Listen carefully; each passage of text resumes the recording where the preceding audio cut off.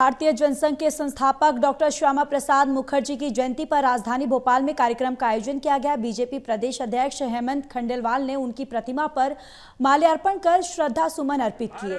जयंती के मौके पर खंडेलवाल ने पौधारोपण भी किया। कार्यक्रम में सीएम डॉक्टर मोहन यादव, सांसद आलोक शर्मा, पूर्व प्रदेश अध्यक्ष खजुराहो संसद वार्डों भी शामिल हुए और सभी अतिथियों ने उनकी प्रतिमा पर पुष्प अर्पित की। और इस पर सीएम डॉक्टर मोहन यादव ने कहा कि एक अद्वितीय व्यक्तित्व था श्यामा प्रसाद मुखर्जी का। अपने मन के संकल्प से कार्य किए, विदेश से सारी डिग्री ली, कांग्रेस से इस्तीफा देकर निर्दलीय चुनाव लड़े, सबको एक साथ लेकर चले।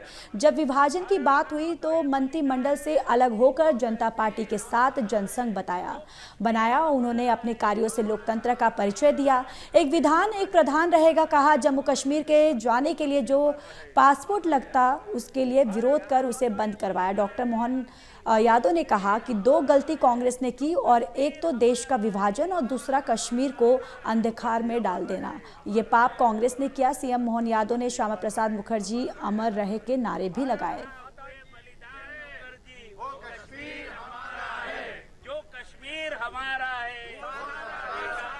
मुखर्जी अमर, जो विश्व के सबसे छोटे कुलपति तक उनको उम्र के दरमियान 33 साल में उस इंग्लैंड के सारी डिग्रियां लेकर के भी कलकत्ता तत्कालीन समय में मान के चलो कि ईस्ट इंडिया की एक तरह से वो उनकी केंद्र था कलकत्ता।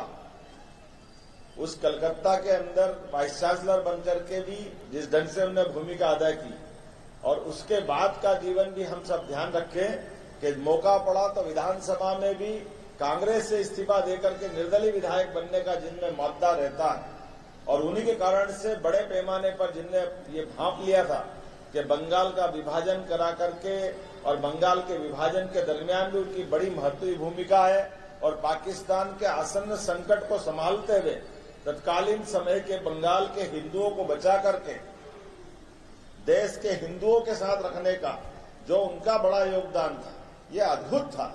और उतना ही नहीं, देश के आजादी के साथ जब वो अपने सरकार में माननीय नेहरू जी की सरकार में मंत्री बनते हैं तो उद्योग मंत्री करके भी जब उनने काम करना प्रारंभ किया तो हमारे देश की मूल जरूरत खादी ग्रामोद्योग बोर्ड की स्थापना कराना, हमारे उद्योगों की दिशा क्या हो सकती है, भारतीयता के आधार पर हमारे अपने इसी प्रकार के तमाम उद्योग धंधों से देश की दिशा क्या हो सकती है। लेकिन एक मंत्री आमतौर पर एक मंत्री तक सीमित हो जाता, एक मंत्रालय तक सीमित हो जाता है।